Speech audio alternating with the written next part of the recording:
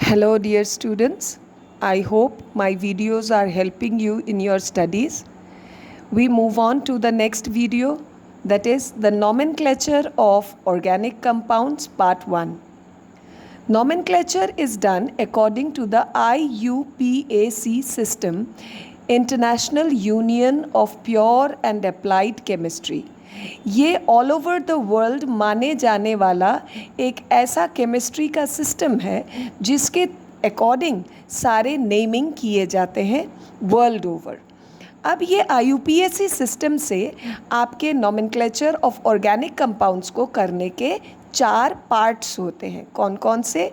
पहला पार्ट है प्रीफिक्स, दूसरा पार्ट है रूट वर्ड, तीसरा पार्ट है प्राइमरी सफिक्स और चौथा पार्ट है सेकेंडरी सफिक्स।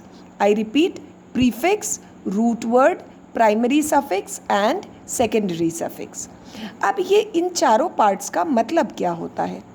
प्रीफिक्स का मतलब अगर आपके स्ट्रक्चर के अंदर ब्रांचेस है तो उन ब्रांचेस को सबसे पहले नेम किया जाता है। फॉर एग्जाम्पल, हम लोग जब अपना नाम लिखते हैं तो मिस्टर, मिसेस, मिस, है ना, मास्टर, ये लिखते हैं तो वो सबसे पहले लिखना है।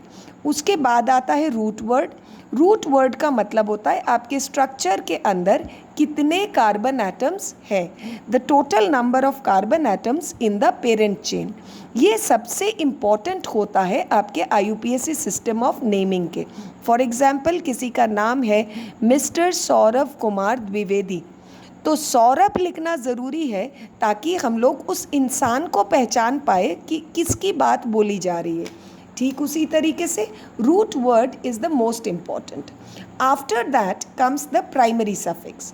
Primary suffix indicates the bonds that exist in between the carbon atoms in the structure। तो स्ट्रक्चर के अंदर कार्बन कार्बन के बीच में पेरेंट चेन में सिंगल बॉन्ड है या कहीं डबल बॉन्ड है या ट्रिपल बॉन्ड है, उसके अकॉर्डिंग हम लोग एन या इन या आइन लिखते हैं। ठीक, so this indicates the primary suffix and then comes the secondary suffix which indicates the functional group. Functional group के बारे में हम लोग बाद के वीडियोज़ में बात करेंगे। अब हम लोग रूट वर्ड्स, मैंने कुछ लिखे हैं आपको, जो आपके 10 कॉमन रूट वर्ड्स हैं। अगर आपके पास 1 कार्बन है, meth 2 carbon, eth 3 carbon, prop 4, but 5, pent 6, hex 7, hept 8, oct 9, non and 10 day.